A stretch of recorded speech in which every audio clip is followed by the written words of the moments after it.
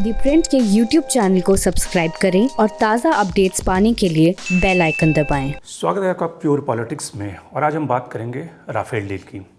Rafale deal का जो जिन्न है एक बार फिर से बोतल से बाहर आ गया है। आपको याद होगा कि 2019 के लोकसभा चुनाव में राहुल गांधी ने और कांग्रेस ने राफेल डील में कमीशन खोरी को एक बड़ा मुद्दा बनाया था, लेकिन ये अलग बात है कि उसका कोई इम्पैक्ट नहीं हुआ था।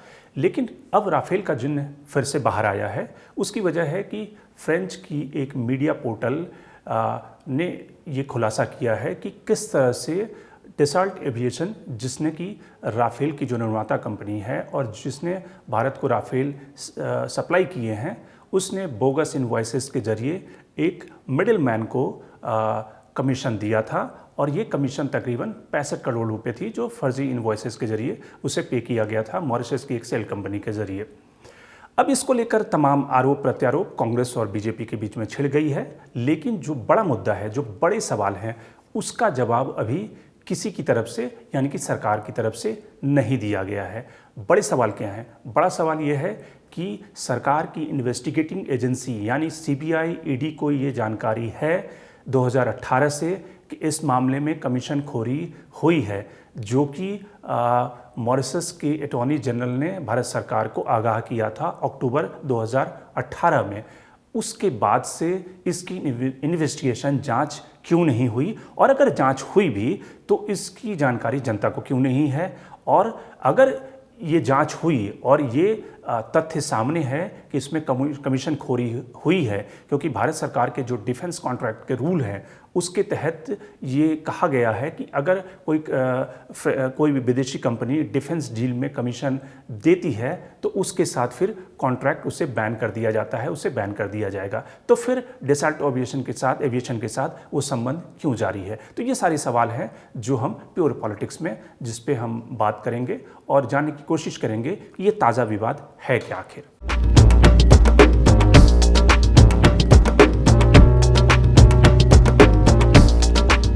तो शुरुआत करते हैं। आपको याद होगा कि राफेल विमान, जो लड़ाकू विमान, जिसकी नेगोशिएशन काफ़ी पहले हुई थी।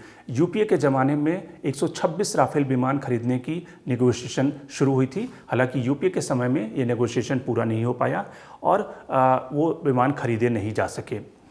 उसके बाद जब 2014 में बीजेपी की सरकार आई तो नए तरीके से इसकी नेगोशिएशन शुरू हुई और डिफेंस मिनिस्ट्री ने वो सारे जो पुराने नेगोशिएशन थे, वो कॉन्ट्रैक्ट थे, वो ख़त्म कर दिए। और उसके बाद फिर गवर्नमेंट टू गवर्नमेंट ये नेगोशिएशन हुआ। और उसके बाद फिर सितंबर के महीने में 2016 में इस दोनों देशों के बीच में इसको खरीदने को लेकर सहमति बनी और उस आधार पर राफेल विमान की खरीदारी शुरू हुई। लेकिन जो अभी ताज़ा विवाद है, वो ताज़ा विवाद फ्रेंच इन्वेस्टिगेशन की जो मीडिया पोर्टल है उसके खुलासे से हुआ है। उसने ये खुलासा किया है कि किस तरह से राफेल विमानों की खरीदारी में जो आरोप पहले से लगते रहे हैं, जो कांग्रेस आरोप लगाती रही है, या राहुल गांधी 2019 के कैंपेन में जिन्होंने इसका एक बड़ा मुद्दा बनाया था कि राफेल विमान की खरीदारी में कमीशन खोरी की गई है, उसमें कमीशन दिए गए हैं और उसका भारत सरकार खुलासा नहीं कर रही है। तो उस फ्रेंच जो जर्नल है, जो मीडिया पोर्टल है, उसने जो खुलासा किया है कि किस तरह से डसॉल्ट एविएशन कंपनी, जो कि राफेल विमान भारत को सप्लाई करती है, उसने एक मिडिल मैन को, जो सुशेन गुप्ता हैं, उनके ज़रिए इस विमान की खरीदारी हुई थी। और वो एक मिडिल मैन थे जिनको कि कमीशन दिया गया था और वो 65 करोड़ की रकम थी, कमीशन उन्हें दिया गया था। अब सवाल इसमें है कि इस पे जो पॉलिटिक्स शुरू हुई है, बीजेपी का जो आरोप है, बीजेपी जो कह रही है, बीजेपी ने कल प्रेस कॉन्फ्रेंस किया और बीजेपी ने कहा कि ये तो प्रूव हो गया है कि कांग्रेस परिवार जो है वो कमीशन खोरी बहुत पहले से करता रहा है और कांग्रेस का नाम ही कमीशन खोर कांग्रेस है और उसकी आंच सीधे 10 जनपद तक जाती है। और 2007 से 2012 के बीच में ये कमीशन दिया गया, जो 65 करोड़ की रकम है। तो कांग्रेस को बताना चाहिए, राहुल गांधी को बताना चाहिए कि ये जो कमीशन की राशि थी वो कहाँ गई। कांग्रेस ने इस पे आरोप लगाया कि ठीक है, मान लिया कि अगर ये कमीशन दिया गया, एक मिडिल मैन को कमीशन दिया गया 2007 और 2012 के बीच में, तो इस बात की जानकारी होने के बाद भी प्रधानमंत्री नरेंद्र मोदी ने इस कंपनी के साथ कॉन्ट्रैक्ट क्यों किया उसे राफेल विमान की सप्लाई करने के लिए, क्योंकि ऐसे अमूमन मामलों में जब अगर कोई डिफेंस की कंपनी कमीशन देती है तो उसके साथ कोई कॉन्ट्रैक्ट नहीं किया जाता, उसे ब्लैकलिस्ट कर दिया जाता है, बैन कर दिया जाता है। लेकिन ये जानते हुए कि सुषेण गुप्ता को कमीशन मिला है, उसके बाद भी भारत सरकार ने राफेल विमान की खरीदारी डसॉल्ट एविएशन के साथ जारी रखा। उससे बड़ी बात इस जो पूरे एपिसोड में जो सामने आई है वो ये बात सामने आई है कि जो कांग्रेस ने आरोप लगाया है और इसके साथ भी जो अलग अलग क्वार्टर से जो मीडिया पोर्टल के हवाले से भी कहा गया है कि 2018 से भारत सरकार को इस बात की ऑफिशियल जानकारी है कि इस विमान के खरीदने में, फाइटर प्लेन के खरीदने में कमीशन दिया गया है। जब मॉरिशस के अटॉर्नी जनरल ने अक्टूबर के महीने में 11 अक्टूबर को भारत सरकार को आगाह किया कि इसमें एक फिक्सेटियस कंपनी, एक मिडिल मैन के जरिए, मॉरिशस की एक शेल कंपनी के जरिए ये कमीशन खोरी हुई है, जिससे उसे किकबैक दिया गया है।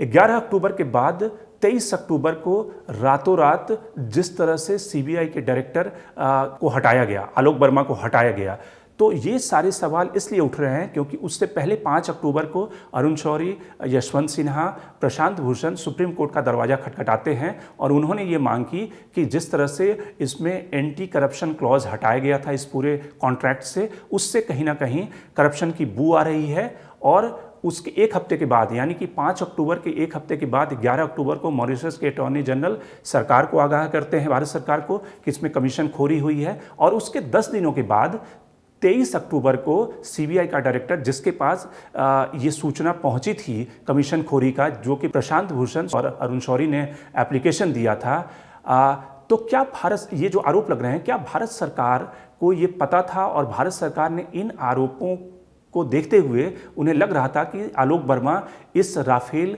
कांड की जांच शुरू करने वाले हैं, इसमें पी जो प्राथमिक इन्वेस्टिगेशन की जो दर्ज होती है वो पी दाखिल करने वाले हैं और ये एक काफ़ी बड़ा बवाल हो सकता है लोकसभा चुनाव से पहले। इसीलिए रातों रात सीबीआई डायरेक्टर को हटाया गया, वहाँ पे नागेश्वर राव की अपॉइंटमेंट की गई, आलोक वर्मा को हटाया गया। तो ये जो रात में कू हुआ था वो क्या राफेल विमान का जो करप्शन था उसको दबाने के लिए हुआ था, ये कांग्रेस का आरोप है। और प्रशांत किशोर और तमाम जो प्रशांत भूषण और अरुण शौरी और यशवंत सिन्हा ने जो आरोप लगाए थे, उस आरोप की बुनियाद यही है।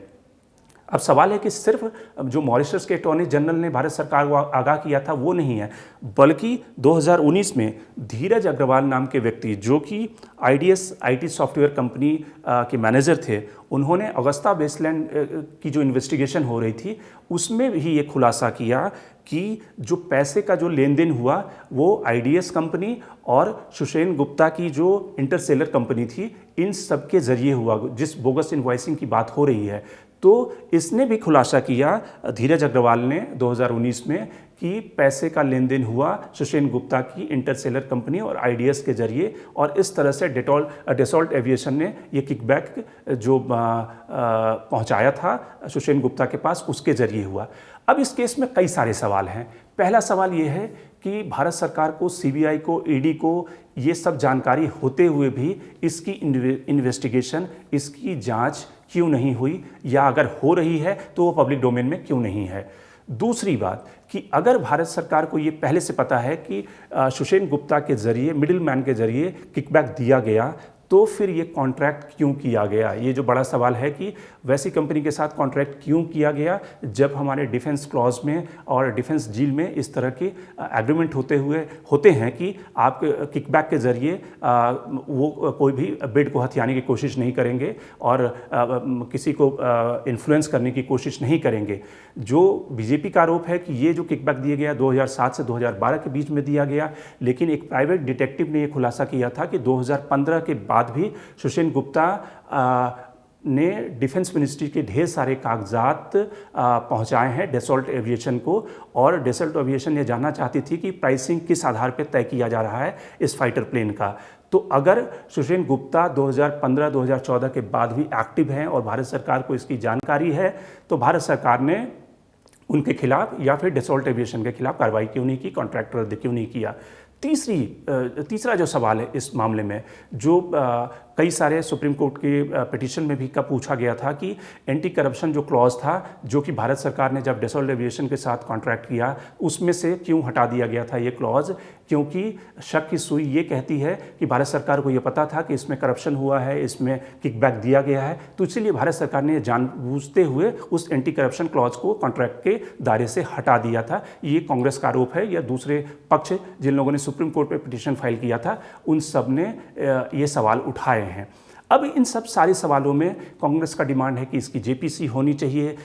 वैसे सुप्रीम कोर्ट इस मामले को खारिज कर चुका है, सुप्रीम कोर्ट ने इसमें कुछ भी नहीं पाया था। और आपको याद होगा कि इस पिटीशन की जो सुनवाई किसने की थी, रंजन गोगोई साहब ने की थी, जो कि बाद में बीजेपी से राज्यसभा सांसद बन गए थे, सुप्रीम कोर्ट पार्लियामेंट पहुंच गए थे।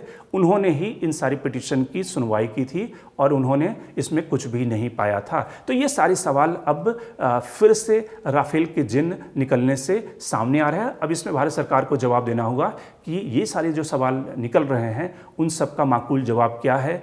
क्या भारत सरकार को जानकारी होने के बाद भी इसकी इन्वेस्टिगेशन हो रही है, नहीं हो रही है? अगर हो रही है तो फिर राफेल विमान का जो कॉन्ट्रैक्ट है वो अपनी जगह पे क्यों बना हुआ है, फिर क्यों एंटी करप्शन क्लॉज हटाया गया? तो ये सारे सारे सवाल हैं जो लगता है कि संसद के विंटर सेशन में सरकार को ये सारे सवाल के जवाब देने पड़ेंगे। Shankar Harimesh, the Print. लेकिन आप हमारे यूट्यूब चैनल को सब्सक्राइब करना ना भूलें और अपने कमेंट्स, अपने रिएक्शन लगातार हमें